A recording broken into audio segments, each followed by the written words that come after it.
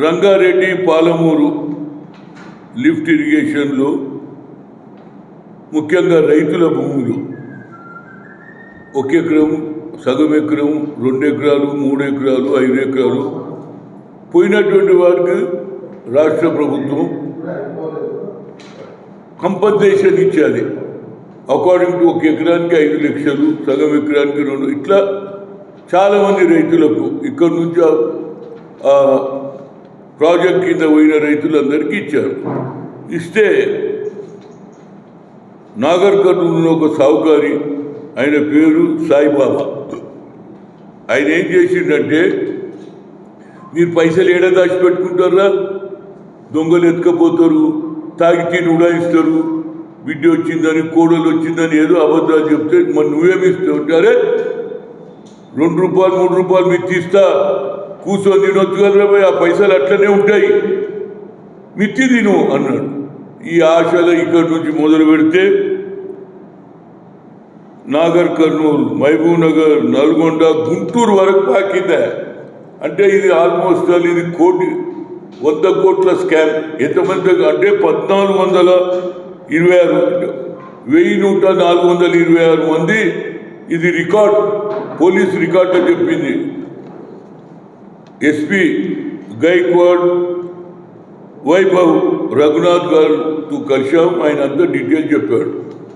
నా ఉద్దేశంలో ఇది న్యాయమైన కేసు. రాష్ట్ర ముఖ్యమంత్రి రేవంత్ రెడ్డి గారు ముఖ్యమంత్రి అయిన తర్వాత డ్రగ్స్ను ఎరాడికేట్ చేయాలి, డ్రగ్స్ లేకుండా తెలంగాణ ఉండాలి అనేది ఆయన ఉద్దేశం. దాని గురించి పోలీస్ వ్యవస్థను స్ట్రిక్ట్గా చెప్పడం జరిగింది. ఎక్కడ దొరికితే తెలంగాణలో ఒక డ్రగ్ కూడా అమ్మొద్దు, పిల్లల జీవితాలు నష్టపోతున్నారు, చదువుకుంటలేరు, డ్రగ్స్కు అలవాటు అవుతున్నారు, దాంతో వాళ్ళ హెల్త్ అయిపోతుంది, దానివల్ల వయసులో ఉన్న పిల్లలు కూడా ఏది నష్టం జరుగుతుందని అందులో భాగమే ఇవాళ ఇందిరాగాంధీ గారి పీరియడ్లో ఏమన్నది, వడ్డీకి వడ్డీ చక్రవడ్డీ చేసి భూములు తీసేసుకుని అన్నారా లేదా? మళ్ళీ అదే రాజ్యం వచ్చింది. ఇలాంటి సాయిబాబా లాంటి వాళ్ళు తయారైపోయి, సాయిబాబా ఒక్కడు చేసిండనా, ఇది చాలా పెద్ద స్కామ్. ఆయన దగ్గర బ్యాంకులో 5 రూపాయలు లేవని చెప్పి తెలిసింది. అంటే ఏమన్నట్టు, ఈ డబ్బులు ఎక్కడ పోయినాయి? ఇవాళ రేపు వెనకటికంటే భూమిలో పెడితే నోటు కూడా ఖరాబ్ అవుతుంది కదా. అప్పుడంటే నాణ్యాలు ఉండిపోతుండే. కనుక ఇది ఎక్కడోనో ఒక దగ్గర ఇంట్లోనే కట్టుకున్నారా, ఏం చేసిరా, పైసలు ఎవరికి ఇచ్చిండు?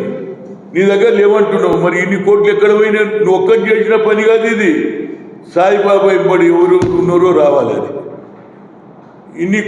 ఏదో 3 ఇచ్చింది కాదు కదా. వీటికి 1400 ఏది 1426 మంది అంటే ఇది రికార్డులు వచ్చింది. ఇంకెంతమందికి తెలియని వాళ్ళు పోలీస్ స్టేషన్ కూడా కంప్లైంట్ చేయకుండొచ్చు. కనుక దీని మీద న్యాయం జరగాలి. దీని మీద ఇవాళ ఎన్డీఏ గవర్నమెంట్ ఒక కొత్త లా తెచ్చింది, 3 లాలు. అందులో మళ్ళీ ప్రాపర్టీస్ కూడా, ఎవరి ప్రాపర్టీ కూడా ఆయన దగ్గర ఏం లేదంటే ఇటు లేదు కదా, ప్రాపర్టీని కూడా సీజ్ చేయాలంటున్నా నేను. అప్పుడే న్యాయం జరుగుతుంది రైతులకు. కొందరికి 2 రూపాయలు ఇచ్చుడు, కొందరు 4 రూపాయలు ఇచ్చుడు. ఆయన హాయిగా ఉంది. నేను ఆయన టీవీలో చూపించు, నాకు మంచి ఆయనతో భార్యతో కాలు మీద కాలు వేసుకొని కూర్చున్నాడు. అంటే ఆయన ఎంత ధైర్యమో. దీని వెనకాల ఎవడున్నాడు? ఈ డబ్బులు ఏమైనాయి? ఈ డబ్బులు ఎక్కడ పోయినాయి? That is my point. పైసా కాదు, 2 పైసలు కాదు, కోట్లు. ఒక్కొక్కరి దగ్గర 5 లక్షలు తీసుకున్నావు. ఎక్కువ భూమి అమ్మిన దగ్గర 5 ఎకరాలకు ఎంత 25 లక్షలు తీసుకున్నావు కదా. 25 లక్షల 2 లక్షలు ఇంటికి పెట్టుకున్నా, 23 లక్షలు తీసుకున్నావు కదా. ఏమైనాయా పైసలు? మిత్తి ఆశలు అందరూ అవమానపడుతున్నారు, ఇది అందరూ మోసపోతున్నారు. కనుక ఈ క్రైమ్ తప్పనిసరిగా తీర్చాలి. ఎట్లనైతే డ్రగ్ దాని మీద మా ముఖ్యమంత్రి రేవంత్ రెడ్డి ఎంత సీరియస్ ఉన్నాడో, ఇది ఆయన సొంత జిల్లా, దీని మీద ఆయన ఎక్కువ శ్రద్ధ తీసుకోవాలి. దీని మీద ఈ డబ్బులు ఎక్కడ పోయినాయి?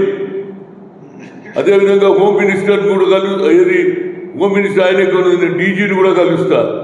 ఇదే పెద్ద స్కామ్ అండి. పేదోళ్ళు ఆఖరికి ఉద్యోగాలు లేక మహబూబ్నగర్ జిల్లా పాలమూరు అంటే ఇతర ప్రాంతాల్లో పోయి పనిచేసే కూలీనాలీలు ఏదో దేవుని దయతో ఇప్పుడు ప్రభుత్వం వచ్చింది, ప్రాజెక్టులు వస్తున్నాయని వచ్చి ఏదో భూమి పోయింది, పైసలు వచ్చినాయని హాయిగా బిడ్డ పెళ్లి బిత్తి వస్తే నా మన్మరాలు పెళ్లి చేద్దామని ఒకడు, బిడ్డ పెళ్లి చేద్దామని ఏమైంది, ఇక మన్మరాలు లేదు, బిడ్డ లేదు, ఇక వాళ్ళు ఉరేసుకోవాలి.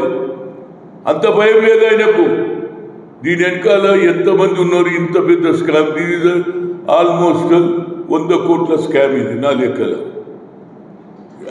1000 కోట్ల స్కామ్ ఇది. 100 కాదు, 1000. ఇంతకుముందు 500 ఉంటుండగా ఇంతమంది తీసుకున్నాడు. మరి థౌజండ్స్ ఆఫ్ కరోడ్స్ ఎక్కడ పోయినాయి అనేది పాయింట్. దాని మీద పోలీసు వ్యవస్థ ఛేదించాలి. దీని వెనకాల ఎవరున్నారో తేవాలి. రైతులకు న్యాయం అయ్యే వరకు నేను ప్రతిసారి నెలలో ఒకసారి అన్నా నాగర్ కర్నూలుకి వస్తా, డెవలప్మెంట్ తెలుసుకుంటా. ఎవరెవరు ఉన్నారు, ఇలా చుట్టాలు ఎవరు, వీళ్ళు పన్యాలు ఎవరు, ఈయన ఎవరెవరితో సంబంధాలు ఉన్నాయి, ఈ డబ్బులు ఎక్కడ పోయినాయి, ఇతర దేశాలకు పంపిండా, అది కూడా రావాలి కదా. మనీ ల్యాండింగ్ చేసిండా, ఏది తెలవాలి కదా. డబ్బులు అయితే ఇట్లా పెట్టుకోలేదు కదా, ఎక్కడ పోయినాయి మరి. కనుక దీని మీద శ్రద్ధ వహించాను. నేను ఎస్పీ గారిని వాళ్ళ ఆఫీషియల్తో అందరితో మాట్లాడినా తప్పనిసరిగా సార్ వీళ్ళు ట్రై ఎవరు లెవెల్ పెంచుతారు. ఎందుకంటే ముఖ్యమంత్రి గారు జిల్లాలో ఇట్లా అన్యాయం జరుగుతుంటే ముఖ్యమంత్రి గారు తప్పనిసరిగా దీని మీద సీరియస్ తీసుకుంటాడు అనేది నా ఉద్దేశం. అసలైన తొలి వెలుగు. ఫాలో వాట్సాప్ @తొలి వెలుగు అఫీషియల్.